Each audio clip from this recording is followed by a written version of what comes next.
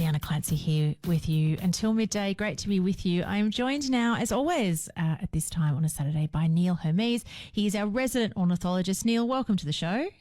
Tatjana, good morning to you. Good morning. Now, I'm really excited about I'm always excited about your stories, Neil, of course. They're always fascinating. Absolutely. They're all fabulous bird stories. They are. They'll be great. They are. But the one I like right now, let you in on a little secret. I argue with my son about music a lot.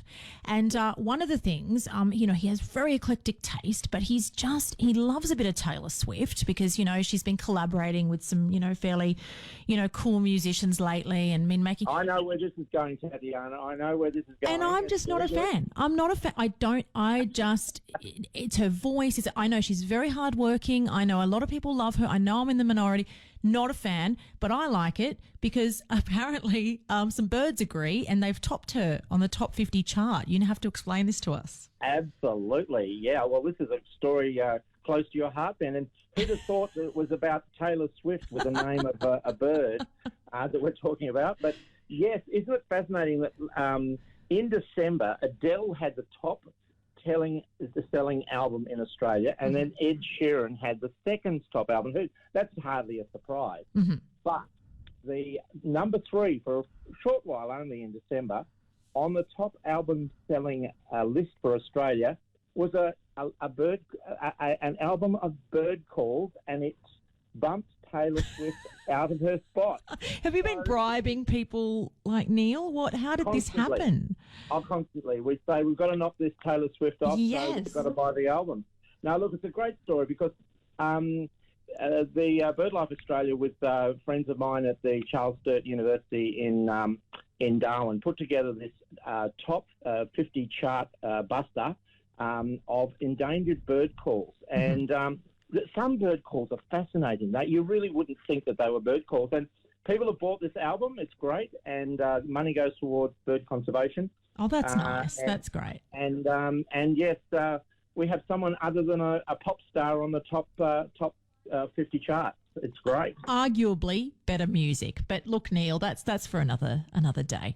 But if it's let's let your listeners just judge. I've got a call here.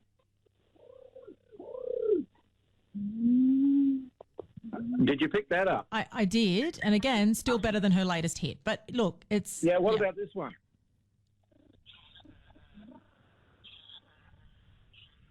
And that's a call that we can get in our backyards in Canberra. That's the satin bowerbird male calling. So, look, some of these...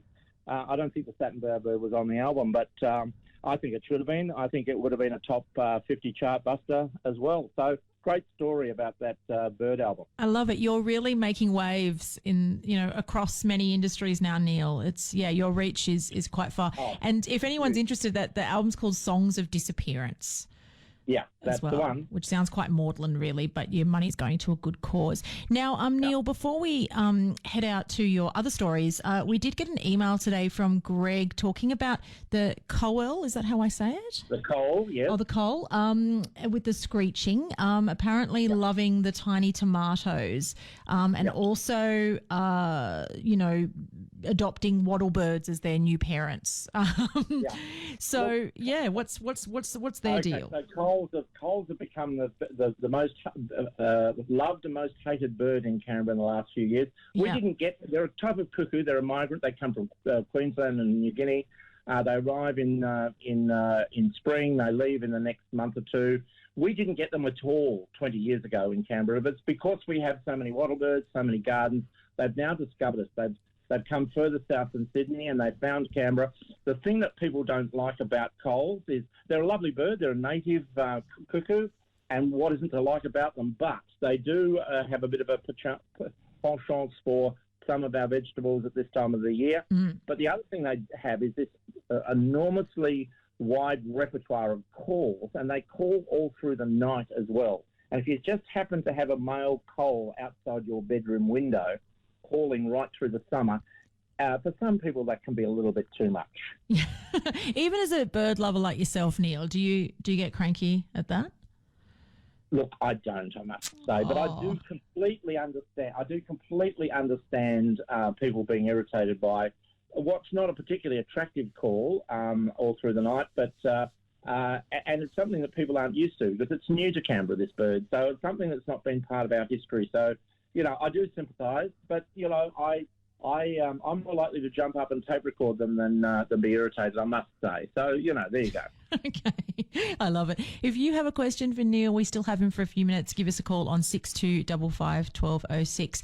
Now, unlike humans, they're saying that pheasants' heads cool rapidly as they prepare to fight, as opposed to being hot-headed. Tell me more about this. Yeah, Tatjana, this follows on from our lyrebird story last week, where males were coaxing the females to stay around for a little bit more fun when they were dancing on their mounds, a bit like happens at some nightclubs around Canberra sometimes, I believe. But pheasants losing their cool. Before pheasants fight, we don't have pheasants in Australia. They're a European and North American, Northern Hemisphere bird. But they are the males are brilliantly coloured, and they do this huge fighting amongst themselves to get the females. And it turns out that just before they go into an enormous fight, the blood rushes from their head. Their heads cool down completely in preparation for the fight. And then after the fight, their blood then goes back to normal, and their head gets warm again. So, and it happens with the females. They're watching on during these fights, but I was interested to see in the report, Tatjana, it says that females were cooler on average. So we are, of course. Nick. Well, yeah, that's right. I thought that was an interesting line. I think they're talking about temperatures here rather than other things. But there you go. Pheasants lose their cool after fighting is the title of that Science Daily News. Oh, you love a good headline. Now, Neil, we have Judy on the line who needs a bird call identified. Hi, Judy. Oh, hello. Thank you. I rang a few weeks ago trying to identify a call I heard during the night, and you thought it might have been a type of cuckoo. But there's one I'm hearing now in the mornings, and it's very persistent, and it goes, ooh, ooh, ooh, ooh, ooh, and keeps going on with that for a long time. Oh, Judy, well done, by the way. That was a very good rendition. You'll need to be in the competition that we run. No, that's fine. Where do you live, Judy? What suburb? What area of Canberra are you in? In Nathan. In West Belconnen. Yeah. I mean, the way you did it, it sounded more like a pigeon type call. We do get turtle doves in Canberra, and they have a call that's a little reminiscent of what you've just done, and it's quite repetitive. I'm not sure. It's possibly a turtle dove call. I'll just see if I can play one quickly, and then we might be able to confirm it now. No, that's not. No, not a turtle dove. All right. No.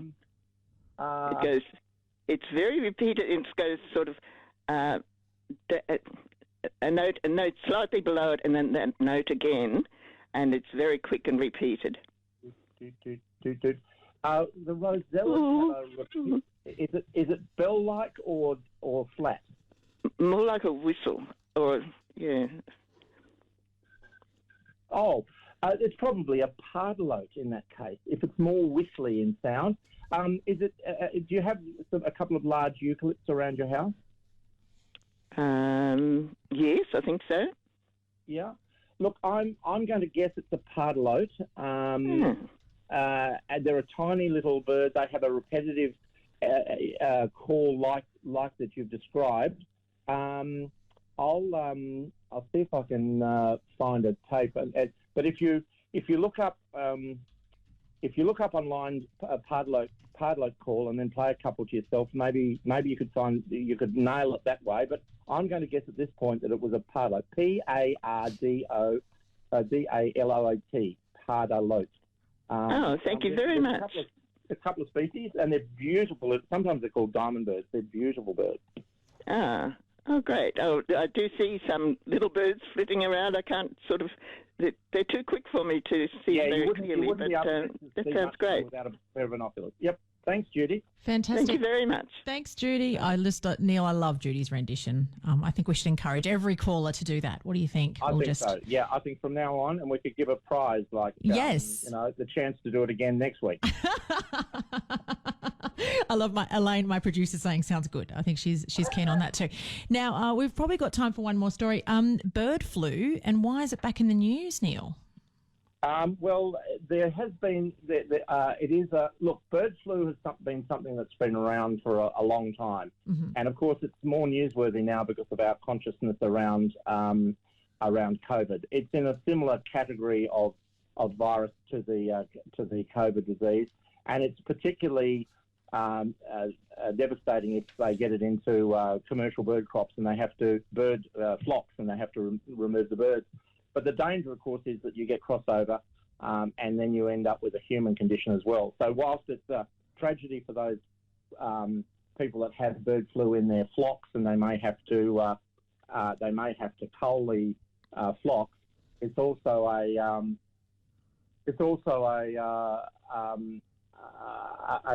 serious thing in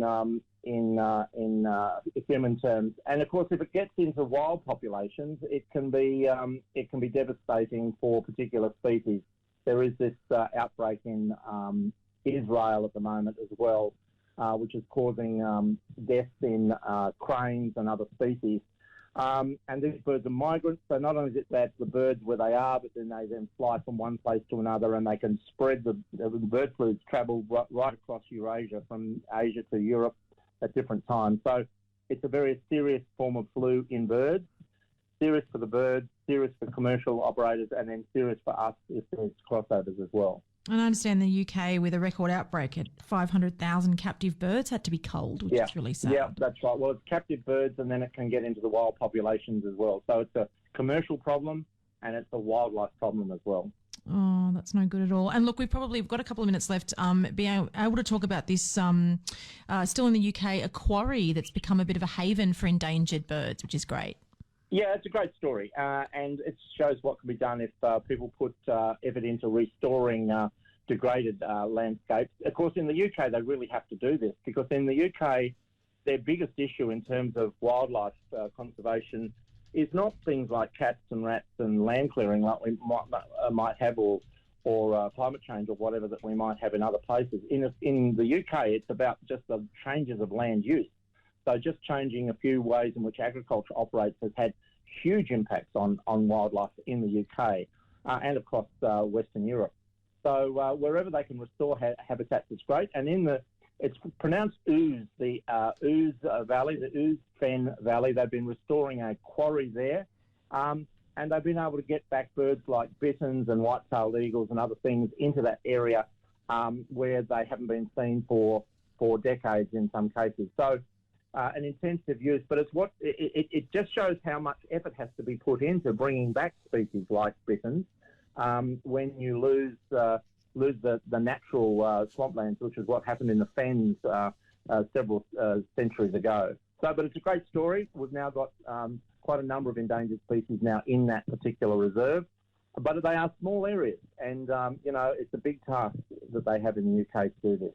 Well, nothing will top Taylor Swift being bumped from the charts, Neil, but, it was still a great story. I think that's the story. And who'd have thought she'd had a name Swift? I mean, that just topped it, I think. Very good. I love a good bird pun. Neil, a pleasure as always. We'll chat to you next week. No worries, Tatjana. Have a great week. Ciao. You too. Neil Hermes is our resident ornithologist, and you can catch him again next week.